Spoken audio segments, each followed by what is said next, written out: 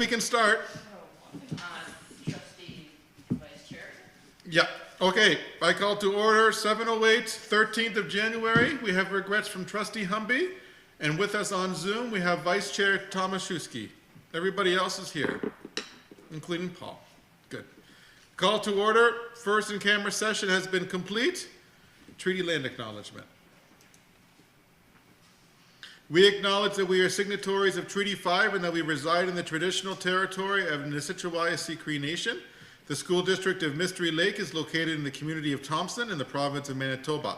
Manitoba is located on the traditional and ancestral lands of the Nihito Innu Cree, Denisulin Dene, Métis, Inuit, Asininu Oji Cree, Anishinaabe, Ojibwe, and Dakota Oyata Dakota nations. The school district of Mystery Lake remains committed to honoring treaties in the spirit of truth and reconciliation. We are all treaty people.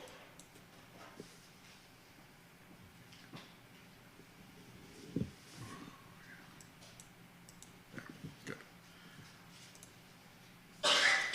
Before we start, I just want to, we were in session with the minister today earlier with the Manitoba School Boards Association, and we had colleagues with down south by Swan River, Swan River, and also colleagues from the Zapatowek Cree Nation. They had a school bus turnover this afternoon from the ice road on Highway 10, and I want to go and express on behalf of my colleagues in the school district condolences for the families and the young ones who perhaps are in the hospital right now having to deal with the cold weather, and you can see the bus there. Our thoughts are with you tonight, to the families and to the staff and of course the students.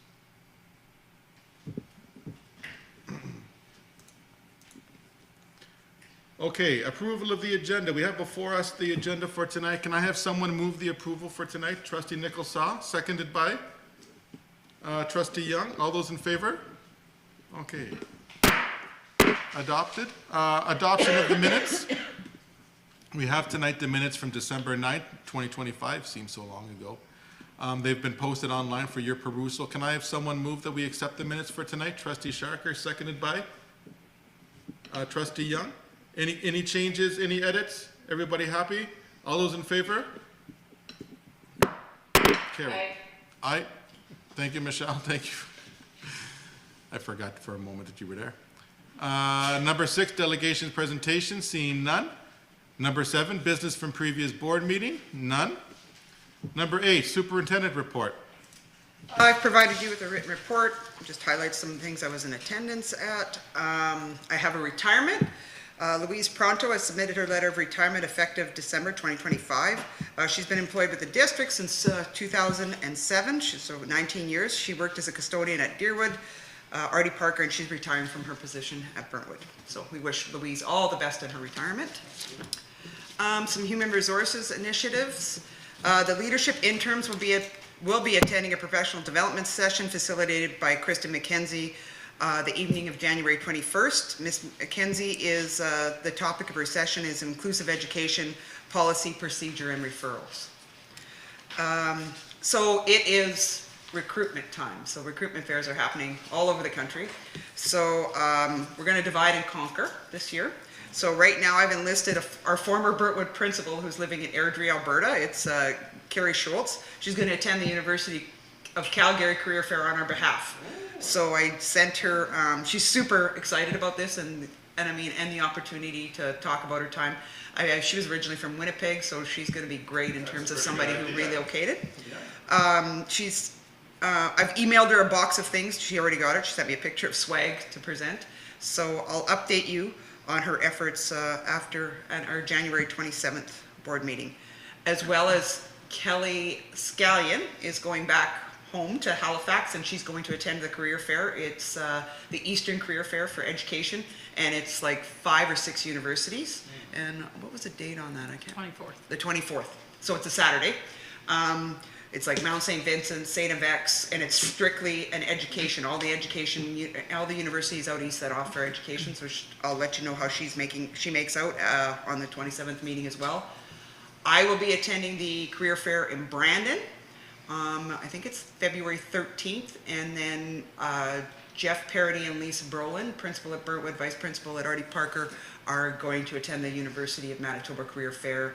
I think it's that same week that the Brandon and the University of Manitoba one are the same week. So we're going to try and really get ahead of things, and because it's difficult. It is really difficult. And we do have quite a few grads coming out of UCN, so hopefully, Big class this year. yeah, we're not scrambling to find teachers and try and get ahead of things.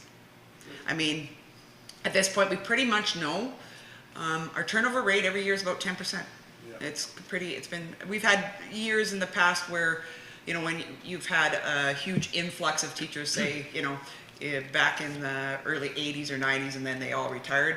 You've had that where I've had higher numbers, but for the most part, it's about 20 to 25 teachers a year. So if we can start getting ahead of things, then that's good, because there's a shortage. There is. So Yeah, it's problems-wide. I'll let you know how everybody makes up when they get back. Yeah, no, that's exciting. Yeah. And just, so, do you find any other obstacle to hiring teacher? Because sometimes we found that accommodation is another problem, because someone wanted to move from another city. So are there any problem in this town for the? For the most part, I don't. It's not accommodations. It's settling the community and getting them here. And once they get here, there's the ones that have come this year. Last year, I attended some online career fairs that were being offered from Apply to Teach. And there was a program out of Queen's University where international teachers were coming to Canada and taking a year university at Queen's University. Was the international teaching program.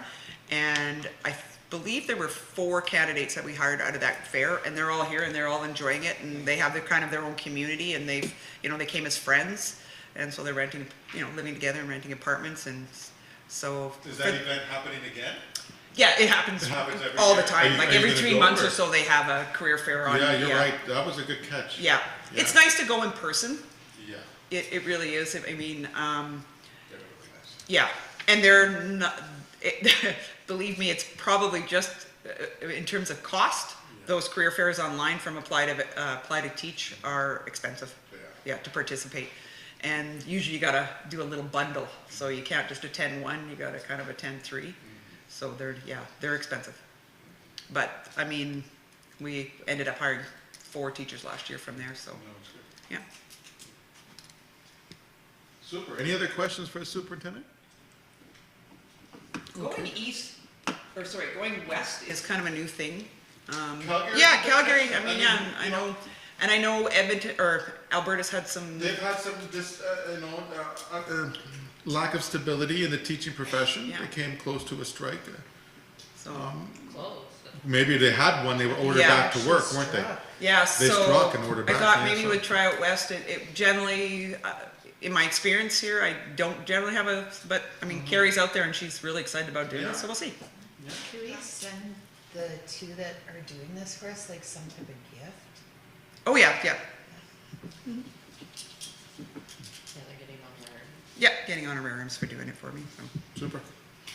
All right, thank you. Item number 9, Assistant Superintendent Report. So I've provided you with a written report outlining the different meetings and events that I attended throughout December. Just highlighting that the Community Connectors organized a community schools Christmas movie night in December. We were at the Letkeman Theater and there were snacks provided to families. Each school also created a basket for some draws for any of the activity or any of the families that were in attendance. There was approximately 125 people in attendance, some from all 4 of the community schools, which was great. So just a big shout out to the Community Connectors, Angela Wood, Alyssa Anderson, Amanda Hart, and Vanessa Moisian for organizing that event. And also a thank you to all the other district staff that helped to make sure things ran smoothly for that.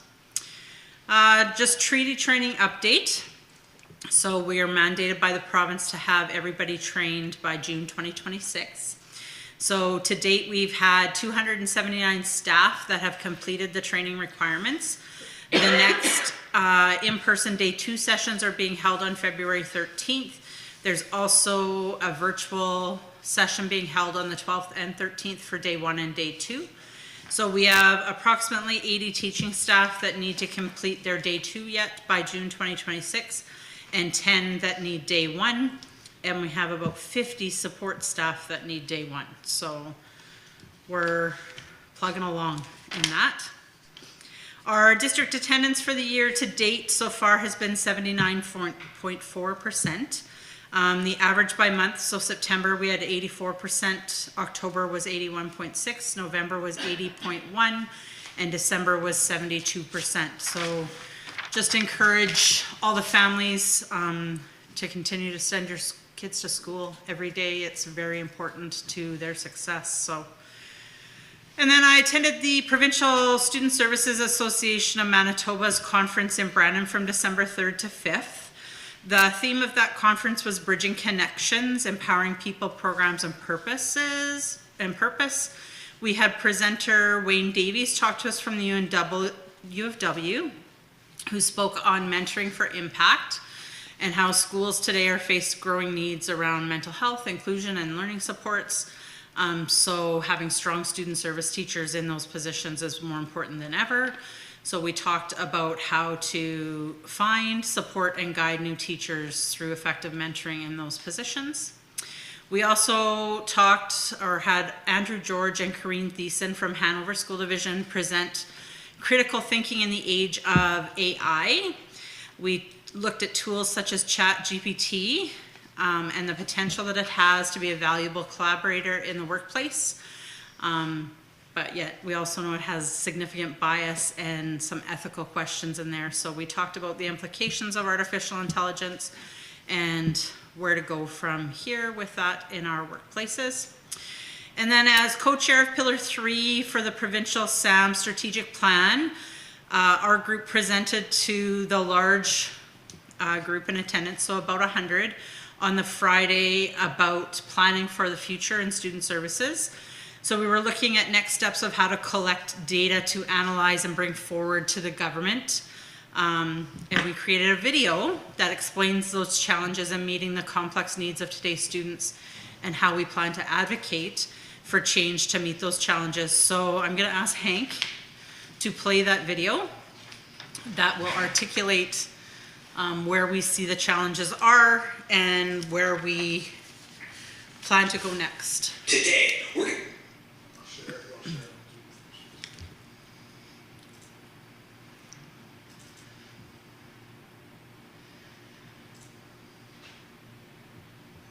Can you see the video, Michelle? I sure can.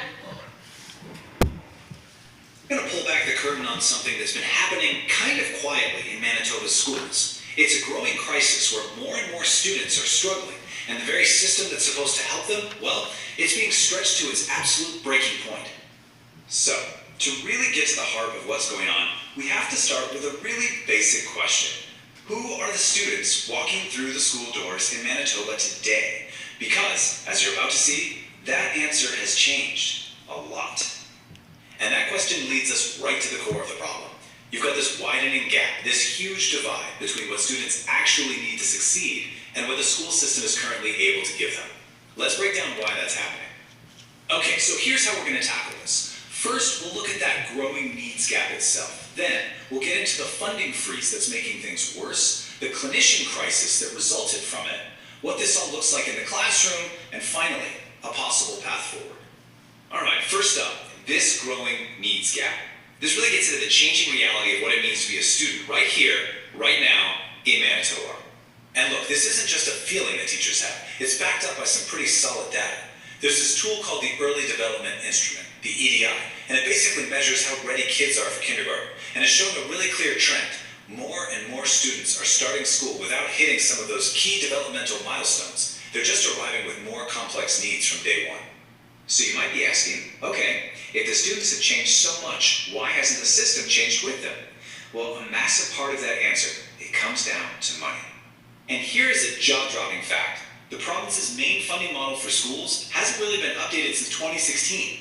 Think about that. In all that time, student needs have just skyrocketed, but the whole system is still running on a financial engine that's years out of date. You see, the system uses what's called a block funding model. Basically, the province gives a chunk of money, but you guessed it, it's often not enough. So school divisions have to make up the difference themselves, mostly through local property taxes. And that's where a huge problem starts. Because what happens is this creates massive inequality. If a school division is in an area with a high property tax base, well, they can raise the extra money they need pretty easily. But if you're in a rural or northern division where the tax base is lower, you just can't compete, and you're left scrambling to pay for the most basic, essential supports for your kids. Now, this funding crunch isn't just numbers on a spreadsheet. It has a very real human cost. It's created a critical shortage of specialists, and that brings us to the clinician crisis. Just try to imagine being a parent or a teacher, and you know a child needs help, but you're told they have to wait 6 months, maybe even more than a year, just to get a formal assessment. These delays are devastating. They stop kids from getting timely diagnoses and the support they are legally entitled to, leaving them to fall further and further behind. And this problem is especially bad up north. They can't find or keep permanent staff, so some of these divisions are spending up to 40% of their specialized budgets, not even on services for kids, but on flights, hotels, and travel, just to fly in temporary clinicians. That's money that is not going to students. So you see, it's a crisis with a lot of layers. You've got these huge recruitment problems, this expensive reliance on temporary contractors, and then this absolutely tragic situation where some preschoolers with serious needs actually age out of the wait lists before they ever see a specialist. And these problems don't just go away, they follow them right into adulthood. So, what does all of this, the funding gaps, the specialist shortages, what does that actually look like inside a classroom on, a regular Tuesday morning? Well, it looks like teachers and staff facing challenges every single day that they were simply never trained for. There's this huge disconnect between the theory they learn and the practical, in-the-moment strategies they need to help students who are seriously struggling, which has led to a rise in really challenging, sometimes violent incidents in the classroom. And really, it all leads to the impossible situation that's captured perfectly in this quote. When you combine big class sizes, not enough expert support, and not enough of the right kind of training, well, the province's goal of inclusive education starts to feel less like a reality and more like a nearly impossible dream for a lot of schools. But this isn't just a story about problems. School administrators are doing more than just pointing out the crisis. They are actively building a concrete plan to fight for real change. And the strategy is a really clear 3-step process. First, get the data. Do a province-wide survey to show just how big this problem actually is. Second, build a team. Get parents, advocacy groups, and professional organizations all on the same page. And third, take that data and that widespread support and put a formal report right on the desk of the Minister of Education to demand action. And this is a truly collaborative approach. They're bringing everyone to the table. Parent groups, the Manitoba Association of School Psychologists, health regions, crucial support services, everyone. The goal is to create one powerful, unified voice for change. And remember, this is all about facts, not just feelings. The plan is to collect really specific data. We're talking clinician caseloads, waitlist times, the number of violent incident reports, and the number of IEPs. Those are the individualized education programs for students who need extra support. This data is going to paint a picture of the crisis that will be impossible to ignore. And all of this hard work is aimed at 2 very clear goals. First, force the government to review the funding formula so it actually reflects the students of today, not 2016. And second, demand real targeted strategies to finally fix the clinician recruitment crisis, especially for the North. So the path forward is clear. A campaign driven by hard data to demand change from the top down. The numbers they gather will absolutely tell a powerful story of a system in crisis. The real question is, will that story be powerful enough to finally write a new, more supportive chapter for every single student in Manitoba? So you can see my time in student services rings loud and clear through that video. I've been passionate for some time about the funding freeze that hasn't changed yet. Our needs has continued to grow, and the complexity of the needs have just changed so much over those 11 years that I was in student services. And we just don't have the dollars available to provide the supports that we need to. And so bringing my northern hat into the mix when I say to people, like, if we're getting the same amount of funding as some southern school divisions, it's not the same. I can't service the same amount of kids because I'm shelling out dollars to get people here to do it. And that's sometimes where they don't see that because they're thinking, well, we don't have anybody on staff either. I said, yeah, but you're not paying somebody to drive from 30 minutes away from you to come to you for the day. And they can come lots, whereas we get them a couple times a year. So that's our organization's plan kind of for that third pillar, is collecting survey information right off the hop. So asking school divisions. So we're in the process of forming our survey, creating it, and then we'll be sending that out to school divisions to collate some data to compile and bring forward. So it was great because we had representatives from the inclusion support branch that were sitting in our meeting, and so they got to hear us talk loud and clear about the funding that hasn't changed since 2016. So that's my report. Any questions? That was an AI created video. We didn't do that all on our own. So that was, it had the program there down in the bottom, Notebook LM. Who does the narrating, the AI too? Yep. Yeah, because I was gonna say, where'd you get the voice from? It's AI that does that, so. Do you happen to know the, I'm sorry, just off of this, question on the attendance. Do you have the comparison from last year's? Not in front of me, but Okay. I can bring that for you next time. I'm just curious if the numbers, like say November, December, have increased or where they went now that we provide the movement of students to get to school, if we're seeing the increase. So we hadn't really yet. I'm anticipating that now we're at the colder months, that's when we'll see a change. Did you see a bit of an uptick in December at A Wapanuck? little bit at Wapanuck in December. Well, that's where we need the greatest increase. It is, Overall. but in general, attendance has declined throughout our school district since, like, when I look back at the data, which we reviewed at our last education and programming committee meeting, since COVID, all of our schools have seen a significant drop, 10 to 15% roughly in each school. So that's significant.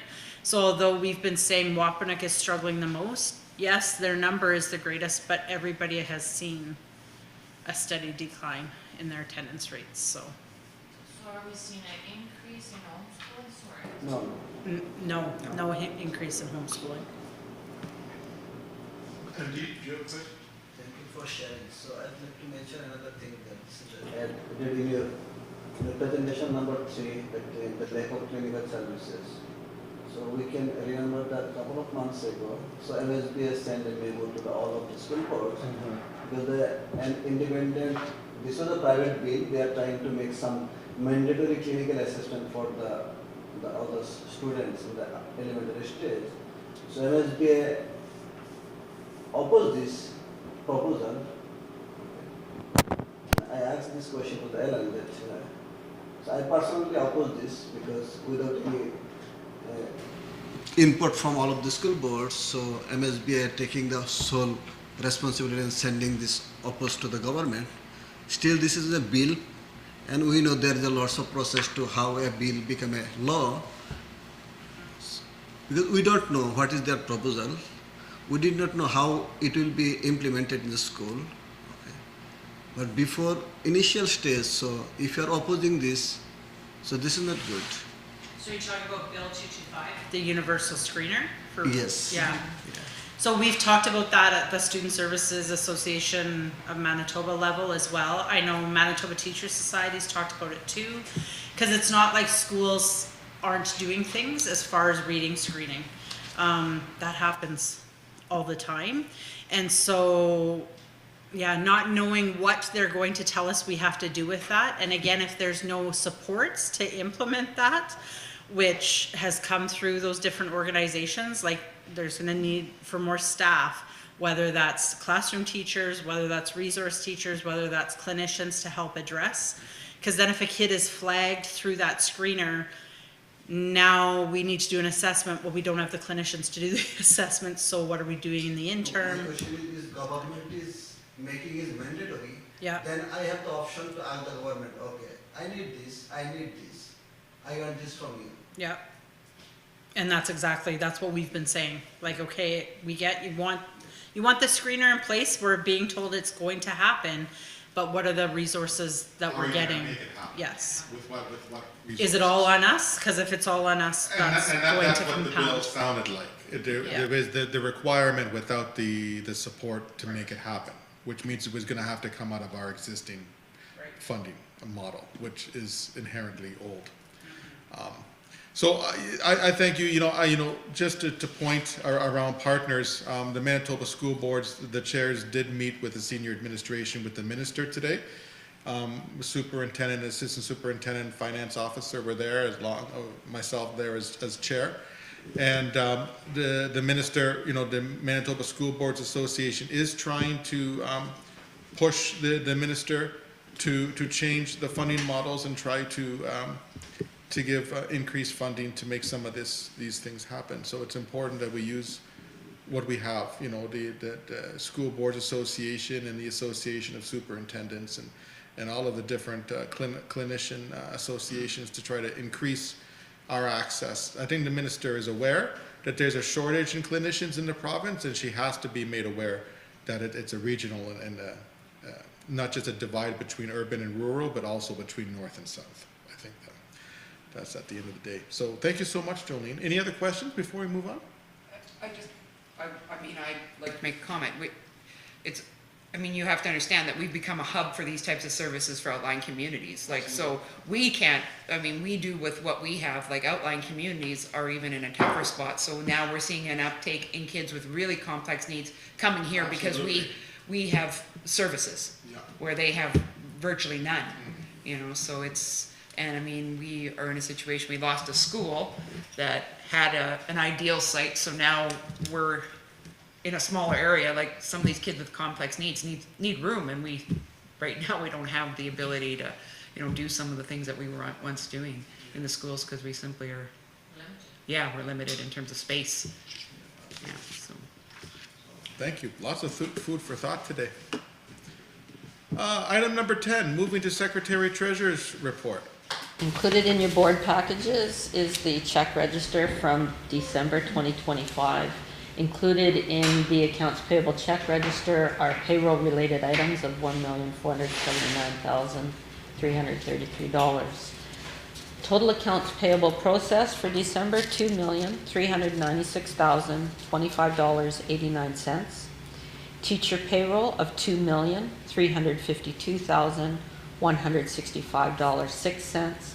And support payroll of $980,646.57. My recommendation at this time is that the expenditures for December 2025 in the total amount of $5,728,837.52 be approved. Thank you. So we have before us the recommendation from the Secretary Treasurer that the expenditures for December 2025 in the amount of $5,728,837.52 be approved. Can I have someone so move? Trustee Young, seconded by Trustee Nicholsaw. Any comments or concerns before we vote? Hearing none, all those in favor? Okay, passed. Oh, thank you, Michelle. Pass. Expenditures year-to-date as of January 7th, 2026, 40.5% through the school year. Our expenses year-to-date, $21,559,322, which is 41% of our plan. No concerns at this time. The plan is tracking well. The financial dashboard as of January 7th, our undesignated operating surplus at this time remains at $1,883,059. We are awaiting the revenue adjustment from the province for the in-year possible adjustment. We expect it in the coming weeks. I don't hazard a guess as to what that adjustment will be. I'm confident our budget will still remain in good shape. Our breakfast and snack programs, we have $145,000, 120 from various donors. We have spent 13.5% of that to date at $19,712. That's all I have at this time for finances. Any questions for the Secretary Treasurer? Hearing none, moving on to new business. Item 11.1, Kitty's Northern Preschool.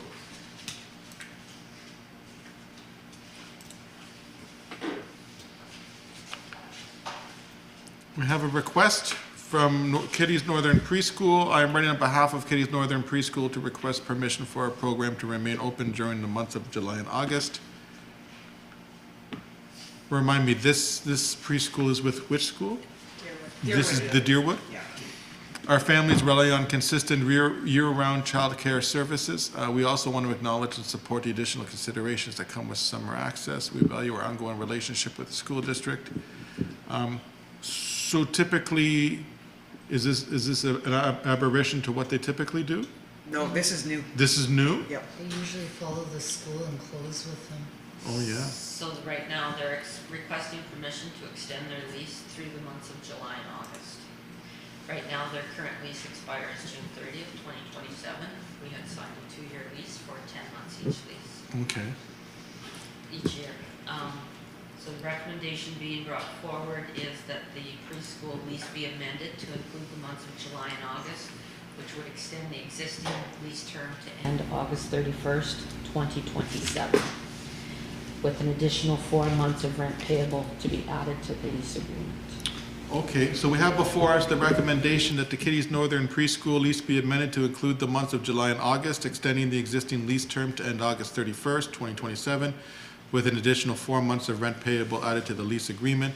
Can I have someone move that we discuss? Trustee Young, seconded by Trustee Sharker. Any thoughts? Are we expanding our lease agreement on money-wise, like? Yes, they would pay the additional 4 months rent. When their current lease will be expired this month? Pardon me? When will be their current lease expired? June 30th, 2027. 2027. So the lease would have to be amended. Okay. Yes, we would have to amend to, right now the lease is for 10-month operating for 2 years.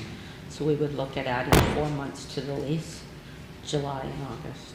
Do we have any extra cost, maintenance cost during this month, the total August, July and August, if they wanted to run the program? There will be custodial staff required through the month of July, which is generally a shutdown period. So there would be a janitorial staff to clean the facilities, and then all staff are back in August, so it's only the 1 month.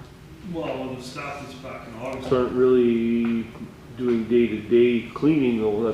That's their general heavy-duty cleaning. Well, they do at heavy school, duty right? cleaning, but we also, I mean, the board office operates 12 months a year, so we do have daily cleaning as well.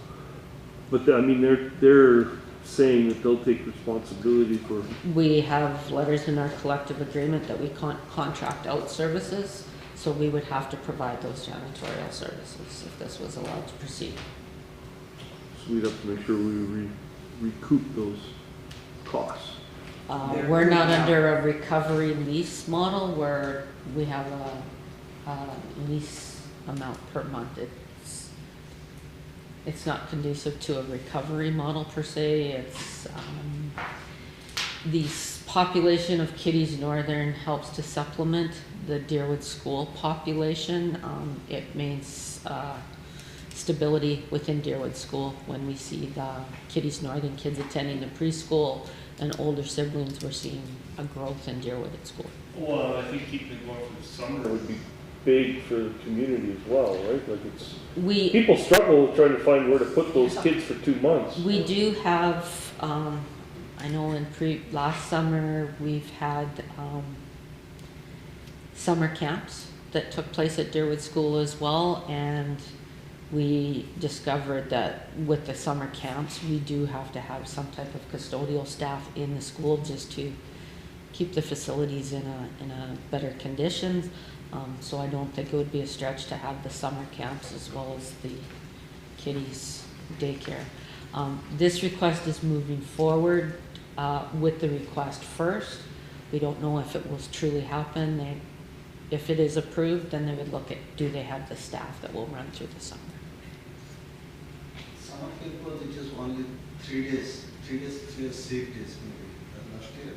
Pardon me? Summer camp, it was only for 2 weeks. But they're asking for the 2 months. Kitty's Northern's never run Not through the yet. summer before. The summer camp. The summer camps are 2 It weeks. was only for 2 weeks, yeah. Is this gonna affect our maintenance schedule? No. Like, I know it's not maybe going to this year, but what about the previous, like the next year's going forward?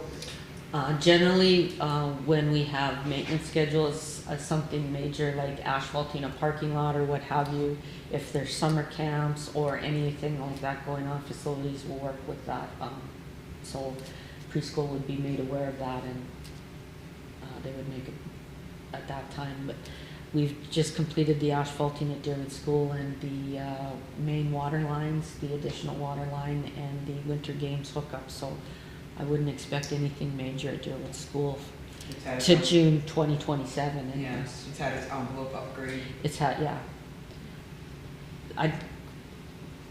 In the foreseeable future till 2027, and it wouldn't, I wouldn't foresee any type of big project there. Right now they are using 3 rooms. 4. 4? They have 4 And the classrooms. common washroom. Yep. So, what does the superintendent think? You recommend? Yeah, I think it's, again, I think people really struggle to find summer programming for kids. And we all know that, and we've seen it in schools, that a lot of times, sometimes when the kids aren't exposed to literature and things, they do actually slide back when they start school back in September. So I think it's good continuity, and, yeah. And I mean, the gals that run the program are fantastic. Yeah, I feel good. You guys feel good? Yeah. Okay. Okay, let's put it to the vote. All those in favor? Okay. Hearing no opposition, Vice Chair? I almost, okay, carried.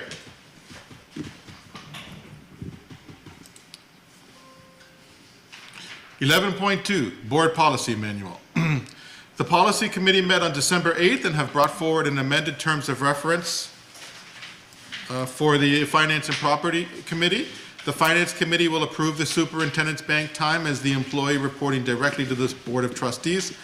All other out-of-scope bank time district-funded positions will be reviewed by the Finance Committee and approved by the appropriate district personnel. The recommendation before us is that the terms of reference for the Finance Property Committee be revised as circulated to amend approval by the Committee of bank time for only the superintendent position of the school district. I think it's a very reasonable request. Can I have someone so move?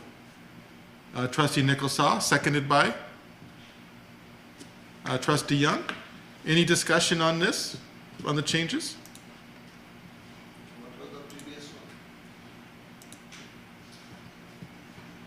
The previous, It was that the Board of Trustees reviewed the bank time sheets for the Secretary Treasurer and the Superintendent. You can click on it there.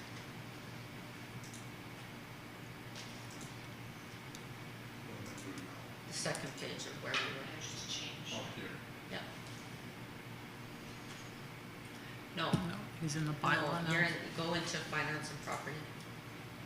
There you I don't think it was reflecting how we were doing things, because I was always approving Secretary Treasurer over No, time, you and were it was being signing those reviewed. coming Oh, I back. was signing, okay. So bullet point I, or 8, yeah, I, it says approve all bank time for superintendent. It used to have and secretary treasurer. It had come to the finance committee. We were going to add the assistant superintendent into the terms of reference when the finance committee reviewed it. The question was then posed by the finance committee. The assistant and the secretary treasurer are not employees of the board. We should not be approving their time. That goes to their direct report, which we report to the superintendent. The finance committee should only be approving the board's employee of superintendent. So we removed the secretary treasurer from here and the secretary treasurer will be approved by the superintendent. The assistant superintendent will be approved by the superintendent. The finance committee will review all approved overtime in its entirety, so you'll still see secretary treasurer banked time, but it will have already been approved by the superintendent. It doesn't come to the board. So the superintendent will still be accountable for those banked hours, but she already approved it, instead of the finance committee approving it. Yeah, before, I think before when we had two co-superintendents, it was more complex, but now that the chain of command has been simplified somewhat, it's simpler this way. So to go back to the resolution. Oh, first reading, this is what I want. So the procedural bylaw establishes rules of procedure for the, no, I skipped something, did I? We need to vote. Right. Board policy, I knew I saw the recommendations somewhere. Okay, so just to repeat that the terms of reference for the Finance Property Committee be revised and circulated to amend approval by the committee for bank time for only the superintendent position of the school district. All those in favor? MD? Did you? Aye. Oh, aye? Yep. Vice Chair, aye? Okay, I see. Okay, 11.3, procedural bylaw, first reading. The procedural bylaw establishes rules of procedure for the guidance of the school board in its conduct of its meetings. 3 readings are required for substantive bylaw revisions. Revisions to Section 3, meetings of the board, Item 1, along with Section 7, duties of the chair or vice chair, Item 3C, have been provided by the policy committee. The document has been circulated with markups containing the proposed revision. We have before us the recommendation from the policy committee that procedural bylaw 0226 be given first reading for the revisions to Section 3, meetings of the board, Item 1, and Section 7, duties of the chair or vice chair, Item 3C. Can I have someone so move? Trustee Nichols-Saw, seconded by Trustee Young. Let me go to the changes. So the changes here is meetings of the board. I believe it's section, item 1 and section 3. The chair shall preside at meetings of the Board of Trustees and shall vote simultaneously by a raise of hand with the other trustees on all questions, and any question on which there is an equality of vote shall be deemed to be negative.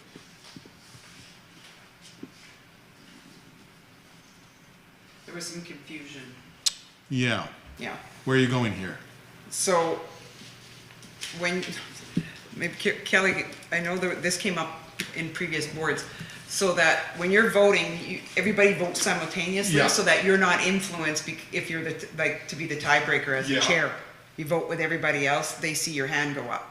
Everybody votes at the You're same time. voting your personal vote, You're voting your personal vote, Always? always. always. But I thought we established, I like it, that the chair only votes if to break a tie. Yeah, I but you know. can't do it the way you like it, you have to. Why is that not how the existing how it was- bylaw is? Well, the existing bylaw is the chair shall provide at the meetings of the Board of Trustees and shall vote with the other trustees, is what it says. That- So the direction that was given to a previous chair, Don McDonald, during MSBA, he had inquired about this. And they had worded it this way, but it still wasn't clear, obviously. When you're called for the vote, the chair should be raising their hand if they're in favor or against. That vote will only be taken into account if you're breaking a tie, but you vote at the same time as all the other trustees.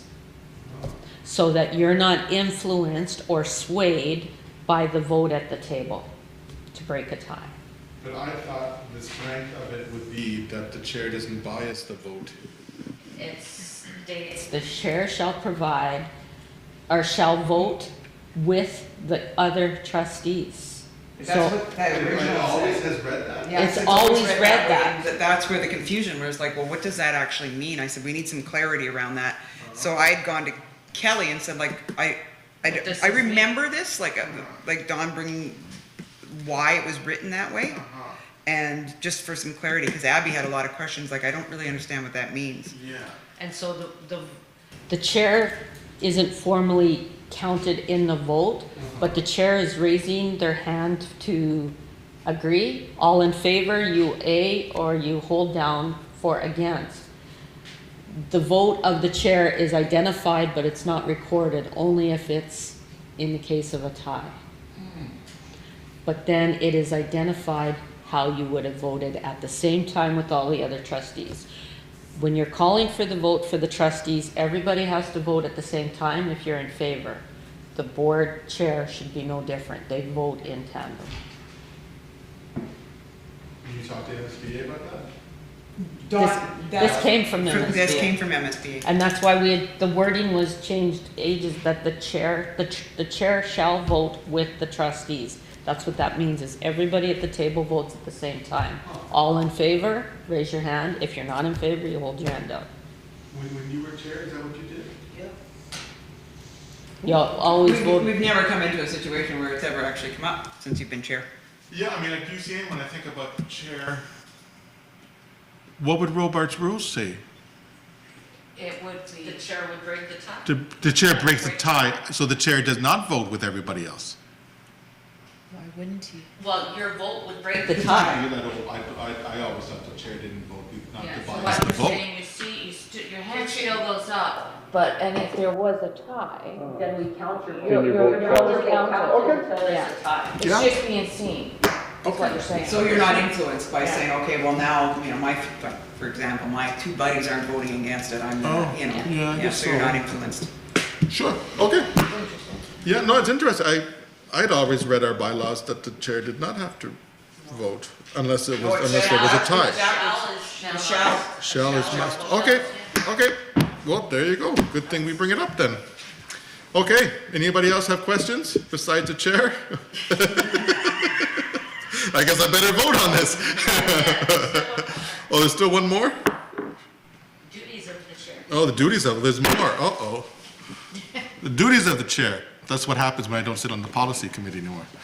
The chair shall preside at all regular and special meetings at which the chair is present, and this duty shall not communicate any commitments of the board on a matter at hand unless a decision has been reached by the board approval. by board approval. By a board approval. Either in the presence, deleted. Either in the presence or not in the presence of the delegate, okay. Not So communicate. they remove to a delegation. Shall not communicate to a delegation Uh-huh. any commitments And so on the board on the matter at hand unless a decision has been reached By- either in presence or not in presence at the delegation by board approval. That was deleted though. That was deleted. Yeah, that was deleted, so it just reads that no communication or any commitments of the board on a matter at hand unless a decision has been reached by board approval. So you can't commit the, practice, that's always been. yes, it was just, they didn't like, it was too wordy. Oh, so. Yeah, we just simplified it, yeah, yeah. Yeah, But I was gonna say, is We just that not our simplified standard it by adding practice? it like, it was the wording Yeah. to clarify it. Okay, okay. Okay. So any other questions? Do you have it? I guess I voted on it, so I guess I better start read up on the policy. Okay, You're welcome to come to a meeting. yeah, why have I not been going to these meetings? I don't know, I think I've been invited I think because we're on the committee. I can CC you. Yeah, well, since I got the stupid promotion at UCN, I have no time anymore. So, Paul, talk to me, I had to go talk to my boss at UCN and make more time so I can be on this committee. Yeah, no, don't do that. Okay. Okay, let's put it to the vote. All those in favor? Okay. Aye. Let the record show Hank did vote on that? Okay. Good. 12, correspondence, 12.1, Manitoba School Boards Association, March Convention.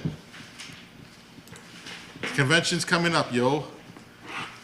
The theme selected for the Manitoba School Boards Association for the convention is Governance for Sustainable Success. Plans are underway for an engaging two-day event. We are reaching out for a few reasons, so please review the content of this memo. We're inviting school boards to nominate a student, class, or small group to single candidate. That's nice. I don't think that we would want to drive somebody that far, but perhaps. Charity and raffle. We are pleased to confirm we will continue our support of the Cancer Care Manitoba Foundation raffle. When do we typically, when do we put to the vote of those who want to go to the convention? Is that something we need to do We're soon? going to be asking the question of who's wanting to go to conventions. 'cause Not today. I have it flagged. Oh, do you have a flight for today? Okay. Okay. Okay, so that's good.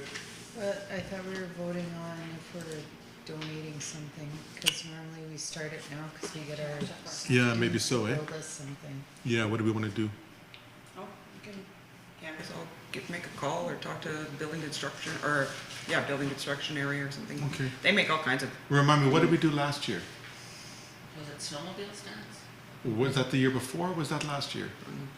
this year they built really cool Christmas trees out of wood. Did you see those? No, Yeah. I didn't, no, but. They were nice. They were really nice. They were kind of like on a swivel, so it was like You could put them in different arrangements. arrangements. So Yeah. it could be like a staircase, it could be like a tree But with all. we need over- someone driving Oh, yeah. if we're getting one of those, because it's got to go in a truck. Yeah, yeah, okay. Well, we'll solicit ideas. Yeah. Yeah. But I don't know if there's a whole bunch of those trees kicking around somewhere, but they were really neat. Oh, Yeah. 12.2, Winter Games Invitation. Oh, that's blank. Winter Games Invitation. So at the very bottom of this, the email came, it is asking for SDML and a guest, so 2 SDML reps. There's 4 exclusive events for sponsors of the Winter Games. And we have to RSVP if we have 2 individuals identified to go to. The opening VIP reception, the opening ceremonies, and then the closing of the VIP reception and closing ceremonies. We have until February 1st to RSVP, so this could be on the next meeting, but we do need, it's limited to 2 individuals for SDML. Are they thinking like a trustee and a staff person, or 2 staff persons, or 2 trustees? 2 SDML. 2 SDML. Okay. Let's everybody check your calendars and see, maybe, We've also got a request for handing out Medals. bronze medals during the ceremonies. And I have Um, okay. a list of the yellow, I'm assuming when all the awards are. And I believe our function is to give out bronze medals. Okay. That's how the email read to me, so I mean, I could have gotten things mixed up. So it just has all the dates and times. And you said the medals, they're giving out medals every evening of the day, of the days. Well, there are some that are fairly new into the games. There are some where there's only 1 medal given for a specific, and then you got a whole, like, if you'll see, you got a block of like 6 events. So from 11:30 to 1, they're giving out medals for all of those events. Oh, Same with here, there's a block at the bottom. From 10:30 to 11:30, there's a whole block of medals being given out, so. okay, well, it would be nice if trustees could be there to support in some capacity, but of course it is during the workday, so, It's not, it's a Friday and a Sunday and a Saturday. oh, Some these are are, during the week. but these medals. Yeah. Some of Can the you stuff. send me a list, because I might be off during. Yeah, I have to think about that first week of March, but. I just need time, Yeah. it's the first week of March. The first week of March. So they're asking for 2 SDML reps for the Sunday reception, the Sunday opening ceremonies, which is an hour and a half later, then the closing, but also for these handing out of medals. Yeah. Kind of like Knights of Columbus, I guess. Yeah. Yeah, So maybe. just for time wise, like the bulk of the medals are giving out on a Saturday. There's a whole bunch of opportunities to give out medals on a Friday evening. There are a few that are during the week, during the day. Okay. We can circulate that in Yeah. So we can circulate it and maybe, Yeah. you know, have one person do one day, one person do another day kind of thing for for the medals, right? And then we can decide who wants to go to these events. Maybe everybody do one of them or some such. Okay, let's stew on that. Okay, Yeah, we'll make decision next meeting. It isn't tough. It'll be right next door at the TRC. Okay, good, thanks. Committee reports, 13, Policy Committee. we have a meeting on the 20th, 20th. 20th. And we haven't had a meeting since our last one. 5 o'clock. Yep. 13.2, Education Programming. Our next meeting is January 27th. Okay, 13.3, Public Relations Committee, The 20th as well, so, the 22. yeah. Is that on Monday, Yeah, the Tuesday, or that's a Tuesday? Next week? No, we have. week after. Yeah, No. No, next week, you're right, it's already the 20th, right? So what we've done is almost all the reps that are the same people that are on policy or on PR with the exception of one, so we just basically have one PR Yeah. / policy committee, and I invite everybody. Yeah. Yeah, I think the last time it was a crazy day for me to go. But I'll see if I can make this one. 13.4, Finance Property Committee. Who's the chair of that? You? Oh, MD. Next meeting is scheduled on January 27th. Okay, 6. beautiful. 13.5, Other Committees. Well, heck, Abby's not here. Have the pension? No? USW, so we'll do USW. Are we bringing that? Oh, we have. Yeah, okay. We have reached an agreement in kind, I guess. We will be passing a motion. What is our motion here? Oh. Sorry. The motion that the Board of Trustees, we'll be passing a motion that the Board of Trustees approve the December 5th, 2025 agreement in committee unanimously recommended by both STML and USW bargaining agreements. That's the motion that will be on the table. The agreements have been discussed. Shall we do the motion now? Do we have it on the agenda?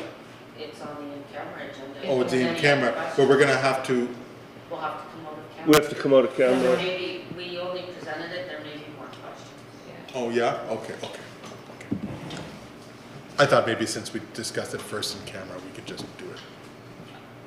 But We also have a board member that would be in conflict. Right? Yeah, Yeah, that's right, yeah. MD's in. Yeah, That's why we Yeah. left it in camera. yeah. So you'd have to leave. Yeah. You can discuss this. Yeah, we have to wait. wait, We got oh, wait until after the second in we've got camera? two conflicts. Yeah. Okay. Commercial break. Yeah. Okay. Okay, trustee comments. We'll start with Trustee Anderson and work our way around.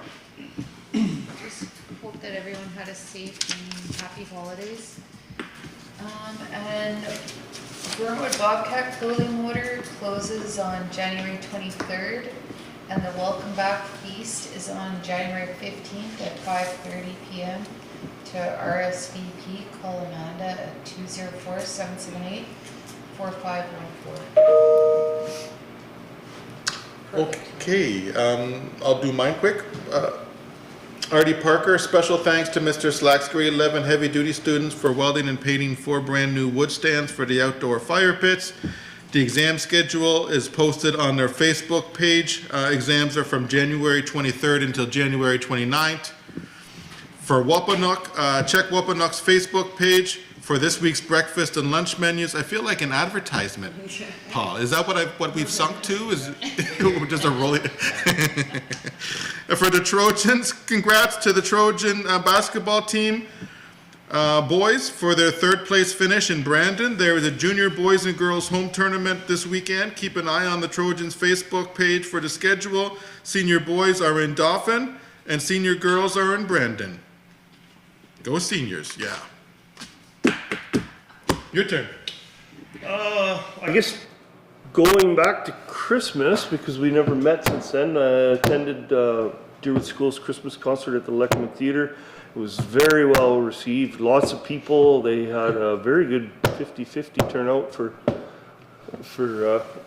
raising money. I believe the 50-50 was for their grade 8 trip, and the bake sale was for, I forget. Anyway, it's been a while, but anyway, we had a really good Christmas concert. Time ago. Deerwood School would also like everybody to check out their Deerwood School Facebook page to watch the video on how to pick up and drop off their students in the front loop. I guess they're having a little bit of issues with traffic. Also, as regard to Riverside School, Friday the grade 8s are having a hot dog fundraiser to help for their Festival de Voyageur trip. And a little bit of exciting news, on January 10th, Riverside Student Council helped raise and donate 105 food hampers to the Cross Lake evacuees from the loss of power. So congratulations to them and good job. Thank you for helping the community. Oh, nice, wonderful. On January the 14th, from 6 to 8 p.m., the Juniper School will be hosting a mental well-being session. For more information, call Elisa Anderson at 204-307-1996. And I do sound like a commercial, sorry. More messages after this. Happy New Year to everyone. No new message, just to give us like the caution to the parents. We know that during the snow, parents are very rushed to drop their kids during the school area. Another thing I would like to mention, it was observed in the RD Parker, so when students are crossing the road, the parents are dropping their kids in the road, because while they are stopping their car, they are leaving their kids in the road. So this is very unsafe for the kids when you are dropping the kids in the road. Thank you. Vice Chair, do you have any comments? I sure do. All right. Before the Christmas season, I had the opportunity to attend Westwood's winter concert and Juniper Community Schools winter concert. Both schools did an amazing job. Congratulations to everyone that participated. It was a great time on both. Thank you. Super. All right. Everybody's had. Yeah. I just want to put a plug in that it's science fair season. Parents' favorite time of year. So I think our first one is scheduled, and I believe Juniper's having theirs on the 10th of February, so it's coming up quick. 10th of February. We will again be hosting the regional science fair here in Thompson, April 10th and 11th. So. Could you get the schools to email us dates? And Sure. stuff? Can Like, 'cause actually I like can. to randomly, or you would. Yep, no problem. I've got a list that I just did and emailed out to the committee about when all the dates are. Just, we have to put the dates out so people don't book tables and chairs, because we only have a few in the district, so. Super. And I think that's about it. I did meet with the executive yesterday. For the executive, we got you're talking about the convention coming up in March. The chairs met with the minister today to talk about funding for the coming fiscal year. And there's an AI summit on Friday that K-12 and the post-secondary are meeting in Winnipeg with the premier and some of the ministers to talk about AI in the classrooms and that type of thing. So I think it's the first time that the K-12 and the post-secondary have come together, probably for a long, long time, maybe so. So it's kind of curious. I'll be interested to see what's deliberated, what that looks like. We'll make a video for next. Maybe I'll make a video. Everyone bringing out the videos. I like the video. That's what I said to her. Oh, video. I've been here 15 years. I've never had a video. I tell you. I was like, where did you come from? All right, super. 15 questions from the public. What does the public have to say?